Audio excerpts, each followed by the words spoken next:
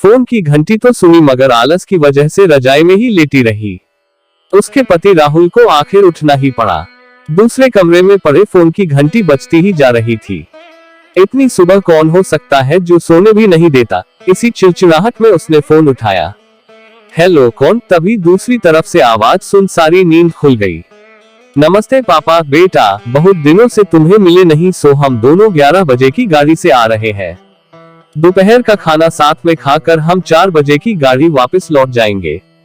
ठीक है। हाँ पापा, मैं स्टेशन पर आपको लेने आ जाऊंगा। फोन रखकर वापस कमरे में आकर उसने रचना को बताया कि मम्मी पापा 11 बजे की गाड़ी से आ रहे हैं और दोपहर का खाना हमारे साथ ही खाएंगे। रजाई में घुसी रचना का पारा एकदम 7वें आसमान पर चढ़ गया।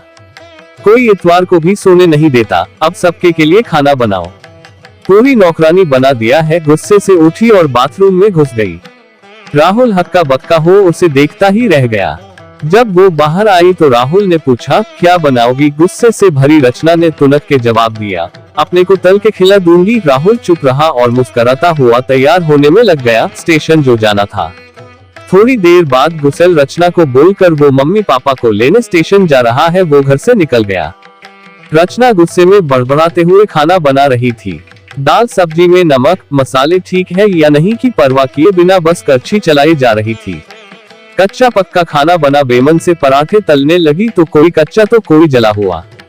आखिर उसने सब कुछ खत्म किया। नहाने चली गई।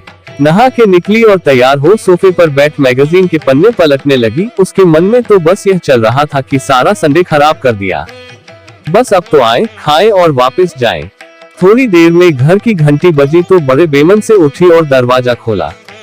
दरवाजा खुलते ही उसकी आंखें हैरानी से फटी की फटी रह गई और मुंह से एक शब्द भी नहीं निकल सका। सामने राहुल के नहीं उसके अपने मम्मी पापा खड़े थे, जिन्हें राहुल स्टेशन से लाया था। मम्मी ने आगे बढ़कर उसे झिंझोड़ा, अरे क्या हुआ? इतनी हैरान परेशान क्यों लग रही है? क्या राहुल ने बताया नहीं कि हम आ रहे हैं? जैसे मानो रचना की नींद टूटी हो। नहीं मम्मी, इन्होंने तो बताया था पर रद। चलो आप अंदर तो आओ। राहुल तो अपनी मुस्कुराहट रोक नहीं पा रहा था। कुछ देर इधर उधर की बातें करने में बीत गया।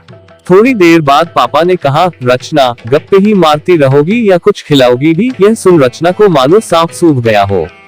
क्या करती? बेचारी को अपने हाथों ही से बनाए अधपक्के और जले हुए खाने को परोसना पड़ा। मम्मी पापा खाना तो खा रहे थे मगर उनकी आंखों में एक प्रश्न था जिसका वो जवाब ढूंढ रहे थे।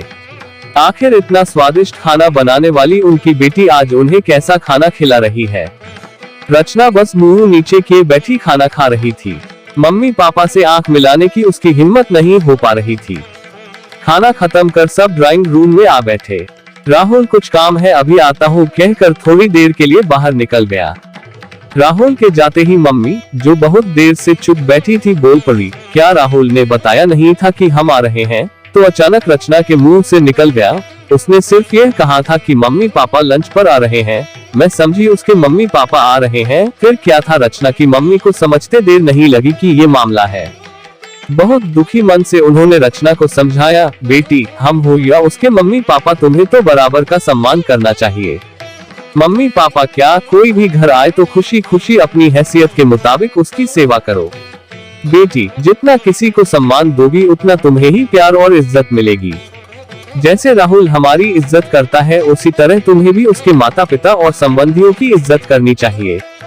रिश्ता कोई भी हो, हमारा या उसका, कभी फर्क नहीं करना। रचना की आंखों में आंसू आ गए और अपने को शर्मिंदा महसूस कर उसने मम्मी को वचन दिया कि आज के बाद फिर ऐसा कभी नहीं होगा।